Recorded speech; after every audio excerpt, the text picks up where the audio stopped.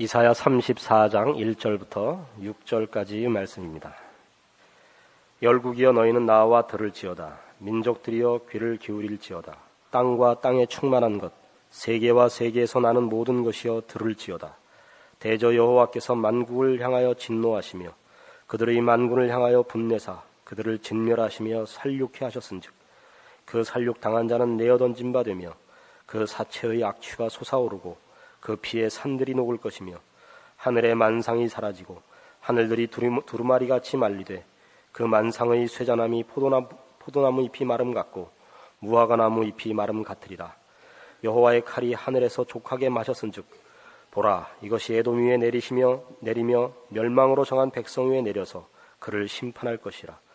여호와의 칼이 피 곧 어린 양과 염소의 피에 만족하고 기름 곧 수양의 콩팥 기름에 윤택하니 이는 여호와께서 보스라에서 희생을 내시며 에돔 땅에서 큰 살육을 행하심이라.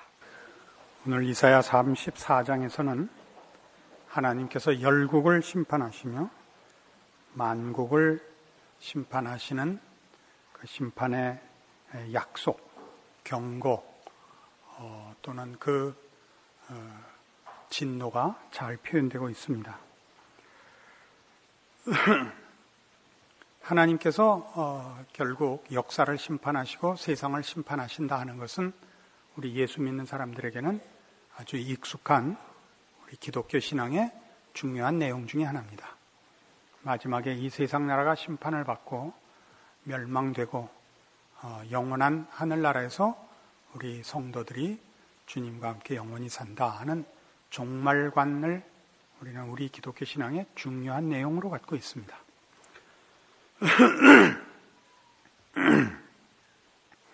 이런 종말관은 이 세상이 끝이 나고 악한들이 그 벌을 받고 예수를 믿은 사람들이 보상을 받는다 하는 차원보다 사실은 더 큰 의미를 가집니다. 그것은 하나님이 이 세상을 심판하실 지위에 있다라는 걸 말하는 것입니다. 하나님은 홀로 온 우주 만물을 지으신 창조주시며 섭리자시며 심판자이십니다. 그러니까 세상을 심판하신다는 것은 그분이 심판의 기준이 되시며 심판할 자격이 있으시며 심판할 목적을 갖고 있다는 것을 내포한 뜻입니다. 그러니까 우리는 다만 예수를 믿으면 영원한 형벌을 면하고 천국에 가서 영원토록 행복하게 산다 이런 의미로 종말론을 이해할 것이 아니고 보다 깊고 근본적으로 유일하신 창조주, 섭리자, 심판자 하나님의 주권에 관하여 이해하는 차원에서 종말관을 갖고 있어야 됩니다. 이런 식의 이해는 말하자면 하나님께서 세상을 지으시고 또는 역사를 주관하실 때 계획하시는 바가 있고 목적하시는 바가 있으며 그것을 이루시고야 마시는 분이라는 그런 의미에서 우리에게 더 중요하게 이해되어야 합니다. 여러분은 우리 인류가 살아오면서 가장 크게 고민하며 추구했던 문제가 바로 이런 문제, 즉 절대에 관한 것이라는 걸 알 겁니다. 철학이라는 학문으로 모든 시대의 현자들이 인류 전체에 좌표를 놓기 위해서 근거를 설정하고 내용과 목표를 세우기 위해서 절대 기준을 또는 절대 내용을 추적했습니다. 아시는 바와 같이 인류는 이 절대 기준과 내용을 찾는 데 실패해서 오늘날 철학은 이 절대를 찾는 일에 두 손을 들어버렸죠. 지금은 다 실존적이고 상대적이고 다원화되었고 이기적입니다. 각자 자기가 최선을 정하며 각자 자신이 근거가 되고 목적이 되고 있습니다. 그것으로 인하여 이 세상은 선진국이든 후진국이든 차별 없이 사실은 모두가 다 혼란과 무질서와 공허함 속에 있는 것이 사실입니다. 이 공허함을 메꾸기 위하여 우리는 감히 짝할 수 없는, 절대 진리와 가치와 짝할 수 없는 현실적인 순간의 어떤 물질적인 것, 쾌락, 이런 것으로 우리의 삶의 고급한 내용들을 대체해버렸습니다. 이런 하나님의 심판은 말하자면 하나님의 하나님 되심과 하나님이 가지신 뜻과 목적을 이루시는 차원에서 하나님의 뜻과 부합되지 않으며 그 통치에 함께 하지 않는 모든 것들을 거부하고 심판할 수밖에 없는데, 그것은 감정적인 또는 옳고 그른 차원에서의 심판이 아니라 하나님의 뜻만이 완성될 것이요, 하나님이 인정하는 내용만이 결과가 될 것이고, 거기에 일치하지 않는 것들은 설 자리를 잃기 때문에 심판은 당연히 벌이라는 차원보다 더 근본적으로 하나님께서만이 통치자시라는 이런 시각에서 설 자리를 잃고 심판을 당할 수밖에 없는 것입니다. 우리가 세상의 불의한 자들이나 하나님을 모르는 자들이나 죄악된 삶을 사는 자들에 대해서 감정적인 보복을 요구하는 것이 신앙의 자세가 아니고, 그건 없어질 것이요, 설 자리를 잃을 것이요, 잠시 세력을 잡은 것에 불과한, 지나가는 것에 불과하다는 안목을 갖는 것, 이것이 종말관입니다. 그러니까 하나님을 반대하는, 하나님의 통치하에 굴복하지 않는 모든 것들은 그 설 자리를 잃는다 하는 차원에서 만국을 향한 하나님의 심판이 성경에서는 이렇게 크게 선포되고 있는 것입니다. 오늘 이사야 34장에서는 6절과 9절에 이런 하나님을 반대하는 열국의 대표격으로 에돔이 거명되고, 그리고 이 에돔이 하나님의 심판을 얼마나 무섭게 받을 것인가로 묘사되어 있습니다. 이런 것들은 다 근본적으로 저들의 잘못이 구약성경 1285페이지 오바댜 1장 10절에서 14절 사이에 기록된 내용 때문입니다. 저들의 잘못, 심판을 자초한 죄악을 살펴봅시다. 오바댜 1장 10절입니다. 네가 네 형제 야곱에게 행한 포악을 인하여 수욕을 입고 영원히 멸절되리라. 네가 멀리 섰던 날 곧 이방인이 그의 재물을 늑탈하며 외국인이 그의 성문에 들어가서 예루살렘을 얻기 위하여 제비 뽑던 날에 너도 그들 중 한 사람 같았었느니라. 네가 형제의 날 곧 그 재앙의 날에 방관할 것이 아니며 유다 자손의 패망하는 날에 기뻐할 것이 아니며 그 고난의 날에 네가 입을 크게 벌릴 것이 아니라 내 백성이 환난을 당하는 날에 네가 그 성문에 들어가지 않을 것이며 환난을 당하는 날에 네가 그 고난을 방관하지 않을 것이며 환난을 당하는 날에 네가 그 재물에 손을 대지 않을 것이며 사거리에 서서 그 도망하는 자를 막지 않을 것이며 고난의 날에 그 남은 자를 대적에게 붙이지 않을 것이니라. 그러니까 에돔이 무슨 잘못을 했느냐? 이스라엘이 외적에 의하여 그 재난을 당할 때, 그 예루살렘에 적군이 들어와 그 재산을 뺏어갈 때 에돔이 그들 중에 꼈으며, 또 저 대적들로 인하여 고난받는 이스라엘을 보고 기뻐했고, 돕지 않았을 뿐만 아니라 그 재난 당하는 것을 마음에 통쾌하게 생각했다 하는 것으로 지금 이 죄악을 하나님께서 지적하고 있습니다. 12절부터 14절에 있는 현재형 같기도 하고 미래형 같기도 하게 표현되어 있는 것들은 다 일종의 과거형으로 읽어야 뜻이 통합니다. 네가 네 형제의 날 곧 그 재앙의 날에 방관할 것이 아니었으며 유다 자손의 패망하는 날에 기뻐해서는 안 됐으며 그 고난의 날에 네가 입을 크게 벌릴 일이 아니었느니라, 이런 뜻들입니다. 그럼 지금 이 에돔이 하나님 앞에 말하자면 하나님이 사랑하시고 가려 뽑은 이스라엘을 대하여 반대했기 때문에 저들에게 적대적으로 굴었기 때문에 하나님 앞에 말하자면 벌을 받는 그런 식의 개념이 아니고 이게 다 하나님께서 하시는 일에 거슬른 자로서 하나님이 사랑하는 자녀를 건드려서 벌을 받는 것이 아니라 하나님이 사랑하는 자와 그렇지 않는 자라는 차별의 개념이 아니고 하나님이 사랑하는 자라는 건 하나님이 기뻐하시는 뜻, 하나님의 통치의 계획의 결국의 길을 가로막고 방해한 자로서 지금 이 심판을 당하고 있는 것입니다. 신약에 오면 이런 것을 이해할 수 있는 중요한 사건이 하나 있습니다. 사도행전 9장입니다. 사도행전 9장 1절 사울이 주의 제자들을 대하여 여전히 위협과 살기가 등등하여 대제사장에게 가서 다메섹 여러 회당에 갈 공문을 청하니 이는 만일 그 돌을 쫓는 사람을 만나면 물론 남녀하고 결박하여 예루살렘으로 잡아오려 함이라. 사울이 행하여 다메섹에 가까이 가더니 호련히 하늘로서 빛이 저를 둘러 비추는지라. 땅에 엎드러져 들음에 소리 있어 가라사대 사울아 사울아 내가 어찌하여 나를 핍박하느냐. 잘 아시는 다메섹 도상에서 이제 사울이 바울로 회심하는 장면입니다. 사울은 지금 예수와 예수를 믿는 자들을 박해하고 있습니다.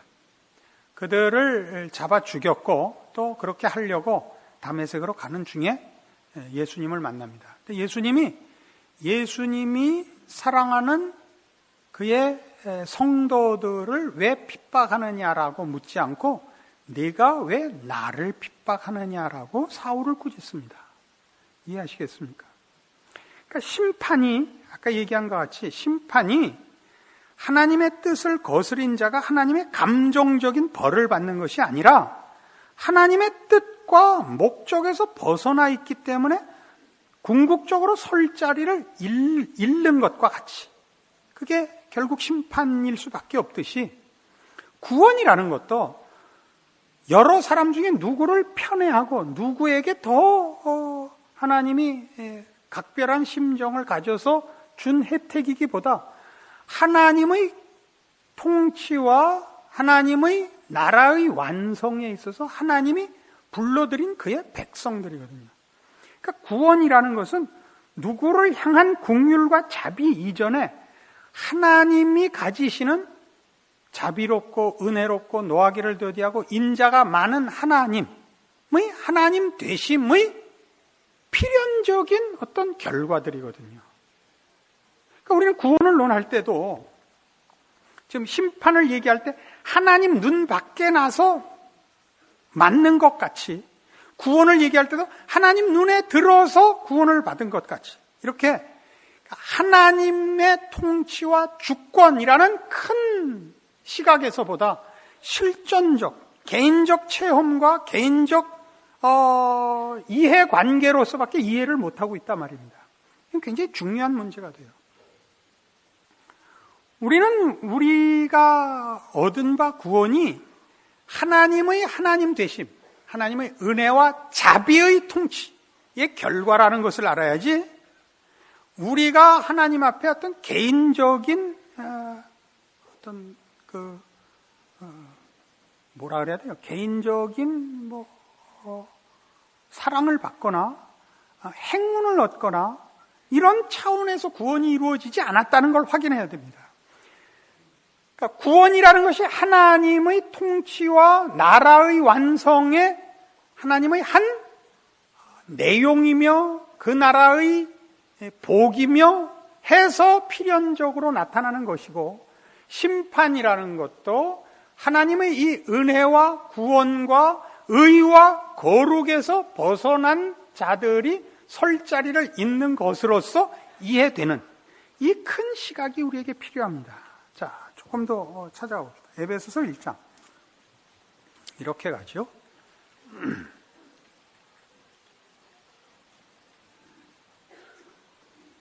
신약성경 310페이지 에베소서 1장 3절입니다. 찬송하리로다. 하나님 곧 우리 주 예수 그리스도의 아버지께서 그리스도 안에서 하늘에 속한 모든 신령한 복으로 우리에게 복 주시되 곧 창세전에 그리스도 안에서 우리를 택하사 우리로 사랑 안에서 그 앞에 거룩하고 흠이 없게 하시려고 그 기쁘신 뜻대로 우리를 예정하사 예수 그리스도로 말미암아 자기 아들들이 되게 하셨으니 이는 그의 사랑하시는 자 안에서 우리에게 거저 주시는 바 그의 은혜의 영광을 찬미하게 하려는 것이라. 여기에 3절에서 6절까지 있는 우리의 구원에 관한 시각은 말하자면 천상적 시각, 하나님적 시각입니다. 우리가 가지는 실존적 시각이 아니고, 그러니까 우리가 어떻게 멸망받을 죄와 사망에서 벗어나서 이 복된 하나님의 백성이 되었고 영생 복락을 얻게 되었는가라는 그런 감격과 체험적 시각이 아니고 하나님이 어떤 분이신가? 하나님은 우리를 창세전에 택하시고 그리스도 예수 안에서 구원하사 그의 아들이 되게 하려 하셨고 그래서 하나님의 은혜의 영광을 찬미하게 하려 하셨다. 하나님의 은혜의 영광을 찬미하게 한다는 것은 하나님을 위하여 찬미하는 것이 아니고 하나님의 영광을 우리가 만들어드리는 것이 아니고 하나님께서 우리에게 베푸신 구원과 그 인도하심의 결과가 가지는 하나님에 대한 항복을 말하는 것입니다. 7절 우리가 그리스도 안에서 그의 은혜의 풍성함을 따라 그의 피로 말미암아 구속 곧 죄사함을 받았으니 이는 그가 모든 지혜와 총명으로 우리에게 넘치게 하사 그 뜻의 비밀을 우리에게 알리셨으니 곧 그 기쁘심을 따라 그리스도 안에서 때가 찬 경륜을 위하여 예정하신 것이니 하늘에 있는 것이나 땅에 있는 것이 다 그리스도 안에서 통일되게 하려 하심이라. 자, 예수 안에서 얻은 바 구원이 가지는 가장 놀라운 성격이 뭐냐? 우리는 그리스도 안에서 통일이 되더라 이겁니다. 아까 우리가 뭘 봤죠? 인류 역사를 통틀어서 절대를 추구했으나 실패해서 각각 이기적이고 각각 상대적일 수밖에 없어. 우리는 싸움판밖에 벌일 수가 없습니다. 서로가 하는 얘기가 다르고 서로가 욕심이 달라서 도무지 우리는 두 사람이 같은 마음을 가질 수가 없습니다. 그런데 그리스도 예수 안에서 우리는 통일을 봅니다. 왜 통일을 보느냐? 하나님의 절대 기준과 절대적 주권 하에서 통일이 안 될 수가 없습니다. 그러니까 구원이 뭐냐? 그러면 하나님의 주권 하에 들어가는 것이요. 그 통치 하에 들어가는 것이요. 하나님의 하나님 되시는 내용과 복 주시는 질서 속에 들어가는 것입니다. 이게 구원입니다. 11절 보시죠. 모든 일을 그 마음의 원대로 역사하시는 자의 뜻을 따라 우리가 예정을 입어 그 안에서 기업이 되었으니 이는 그리스도 안에서 전부터 바라던 우리로 그의 영광의 찬송이 되게 하려 하십니다. 자, 앞에 6절에서도 그의 은혜의 영광을 찬미하게 하고 12절에도 그의 영광의 찬송이 되게 합니다. 그의 은혜의 영광을 찬미하며 우리가 그의 영광의 찬송이 됩니다. 아시겠어요? 우리의 구원이 가지는 바 놀라움은 우리에게 허락된 구원으로 인하여 생기는 영광이 하나님께 영광이며 우리에게 영광인 것입니다. 우리는 비로소 통일과 질서와 또 의와 이런 것들을 가지게 됩니다. 구원만이 그것을 이룹니다. 그래서 우리는 에베소 4장 24절에 있는 바와 같이 의와 진리의 거룩함으로 지으심을 받은 새 사람이라는 표현으로 불리워지게 됩니다. 그것이 구원입니다. 왜 이런 얘기를 하려고 그러느냐? 우리는 구원을, 그러니까 지금 종말론적 신앙관을 가진다고 하면서도 우리의 종말관은 너무 그 범위가 작아서 난 예수 믿었으니까 영생 복락을 얻고 너는 안 믿었으니까 지옥에 간다 하는 정도로 밖에는 그의 신앙에 있어서 이 구원이 차지하는 범위가 적습니다. 즉 우리가 가지는 신앙의 종말관은 하나님의 통치와 계획이라는 시각 속에서 이해돼야 되고 그런 차원에서 우리의 구원이나 또는 믿지 않는 자의 심판을 논하다 보면 우리는 우리의 신앙이 다만 구원이라는 실존적 차원에서의 체험과 감격에 머무르는 것이 아니라 우주관, 인생관, 역사관이라는 가장 큰 틀에 있어서 신앙적인 질서를 가지게 되는 것입니다. 이걸 가지지 않고 그냥 구원이라는 것을 실존적 차원에서의 체험과 감격으로 작게 갖고 있으면 세상도 인생도 역사도 하나님의 통치 아래에서의 이해 없이 세상, 인생, 이해가 남아있는 채로 구원만이 나에게 독특한 감격과 기적으로 기억이 되어 변화받지 않은, 고치지 않은, 아직도 변화되지 않은 세상의 가치관을 놔둔 채로 나를 구원하신 하나님을 현실의 필요를 위하여 계속적으로 요청하게 되는 것입니다. 아까 2부, 3부에는 다 여기서 아멘 했는데 4부는 그러니까 우리가 믿는 사람들을 보면 제일 놀라는 것이 뭐냐 하면 그가 가진 바 구원이 이 전체적인 하나님의 주권과 통치라는 전 우주적, 전 역사를 관통하는 시각으로 확대되고 정리되지 않고 너무나 놀랍고 툭 건드리면 눈물이 쏟아지는 감격으로 아직도 언제든지 재방송될 수 있게 뜨뜻하게 남아있는데도 불구하고 거기에서 그냥 머물러 있다고요. 그러니까 여기서만 벗어나면 무슨 얘기를 하든지 이제 곧 애들 시험이죠. 애들 시험, 뭐 아프든지 뭘 하든지 거기는 말하자면 신앙인이 가지는 역사관도 인생관도 세계관도 아무것도 없어요. 그냥 무슨 일만 일어나면 그냥 뛰어와서 널브러져갖고 아이고 하나님 어찌하면 좋습니까? 제가 뭘 잘못했습니까? 이 일만 해결해 주시면 제가 그냥 앞으로 3박 4일 동안 밤을 안 자고 기도를 해 올리겠습니다. 이렇게 쏟아져 들어온다고요. 좀 너무했을까?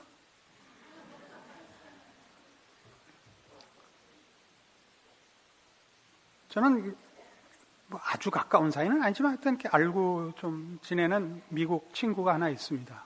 어떤 미국 정부에서 일하는 사람으로 중요한 임무를 띠고 한국에 와서 일하는 사람입니다. 그 친구 보는데 제일 미안했던 때가 언제였냐면 삼풍백화점 무너졌을 때하고 성수대교 무너졌을 때 참 보기 민망했습니다. 근데 그 친구는 그냥 씩 웃었습니다. 왜 나는 가슴을 졸이고 갔고 얼굴을 못 들고 그 친구는 씩 웃었을까요? 그건 우리나라 사람이 아니니까요. 우리나라가 그런 게 아니니까. 나는 우리나라니까 가슴이 정말 조여오죠. 우리는 이 땅에 살고 있습니다. 삼풍백화점이 무너지고 성수대교가 무너지는 것보다 더한 세상에 살고 있습니다. 그럼 우린 이 나라 사람이 아닙니다. 우린 천국 백성입니다. 그러니까 우리의 운명이 괜찮다 이런 얘기를 하려는 것이 아니라 우리는 이미 통일된, 그죠? 하나님의 통치 아래서의 의와 진리와 평강과 생명의 통치 아래 들어가 있는 자입니다. 우리가 이 죄악된 세상에서 일어나는 모든 비극과 그 처참함이 우리에게는 우리가 그 현실의 속에 있다 할지라도 그것과 나는 어떤 의미에서 상관없는 것입니다. 안 그렇습니까? 그 미국 친구는 삼풍백화점이 무너지고 성수대교 무너졌을 때 그 다음부터 시옷으로 시작되는 백화점이나 건물이나 다리를 지나가지 않는 것으로 그의 임무를 끝마쳤습니다. 우리는 난 왜 이 나라에 태어났을까? 이민을 갈까? 별의별 생각을 다 하지 않습니까? 그러니까 예수를 믿고 구원을 얻었다 그러면 여러분이 얻은 구원이 다리가 안 무너지고 백화점이 튼튼하고 이런 식으로 보상을 받지 않는다고요.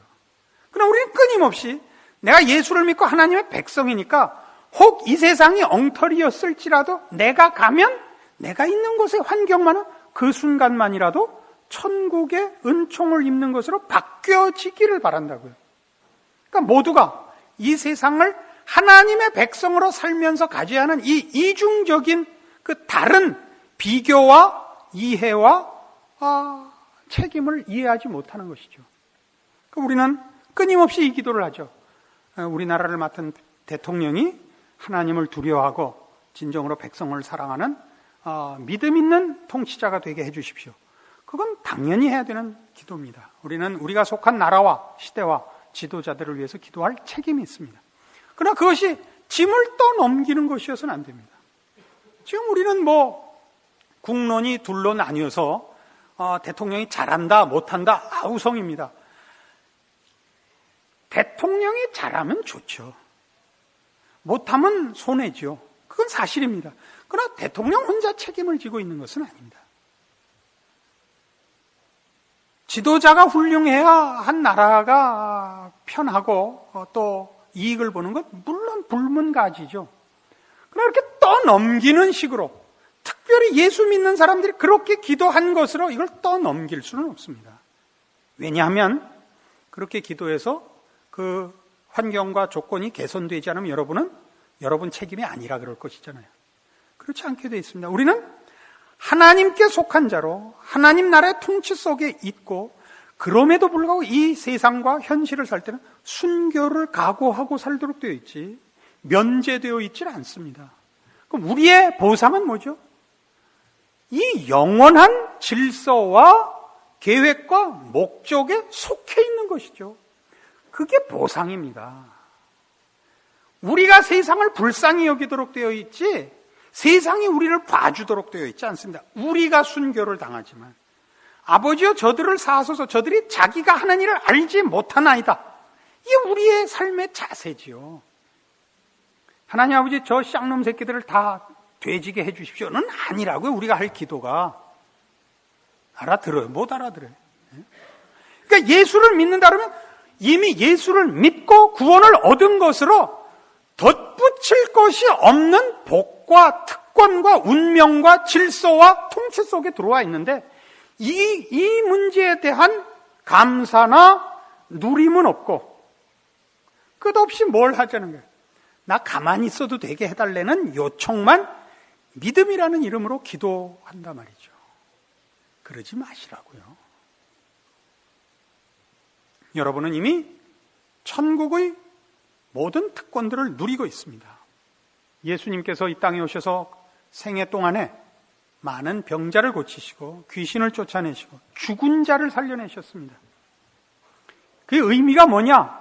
예수님께서 이렇게 말씀하셨습니다. 안전뱅이가 일어나고 문둥병이 깨끗함을 받고 귀신이 쫓겨나고 죽은 자가 살아나면 그것이 바로 하늘나라가 이미 임한 것이니라. 어떤 의미에서요? 거기 회복이 있고 거기 생명이 있고 거기 의와 평강과 부활과 영생이 있지 않냐? 그걸 신자들은 모두가 구원과 동시에 영원토록 소유하며 누리고 있는 것입니다. 이걸 누릴 줄 모르면 딴 거 해달라 그러게 됩니다. 성경이 약속하지 않은 하나님의 백성들의 권리들, 이 세상에서의 복락, 고통을 면하는 형통, 남들 앞에서 자랑하려는 성공, 이런 것들은 우리에겐 요구사항도 소원도 아니어야 합니다. 여러분이 신자된 책임과 특권을 어떻게 인식해야 할 것인가? 오늘 말씀이 여러분을 평생 동안 붙잡도록 이 말씀의 의미를 가슴판에 새기고 잊지 말도록 하십시오. 기도하십시다. 하나님 아버지 은혜를 감사합니다. 하나님께서 우리의 아버지시고 영원한 우리 하나님이십니다. 우리는 의와 진리의 거룩함으로 부름을 받았고 영생토록 하나님의 자녀로 이미 그 삶을, 운명을 시작하였습니다. 누가 우리에게서 이 생명과 진리와 또 의와 거룩을 빼앗을 수 있겠습니까? 그리고 우리가 이 세상에서 무슨 다른 소원과 욕심이 있겠습니까? 하나님 우리의 신자된 특권들을 이제 확인케 하사 이 세상에서 살되 하나님께 속한 자로서의 그 빛이요, 그 소금이요, 그 진리와 생명의 증언자요, 또 누리는 자로서의 책임들을 완수하게 하시옵소서. 우리를 보는 자가 하나님의 존재와 그 통치를 보게 하시며 우리의 인생을 보는 자들이 하나님께 속한 백성들의 다른 것을, 그 거룩함을 보고 우리 하나님 앞에 돌아오는 놀라운 결실들을 허락하여 주시옵소서. 예수님 이름으로 기도합니다. 아멘.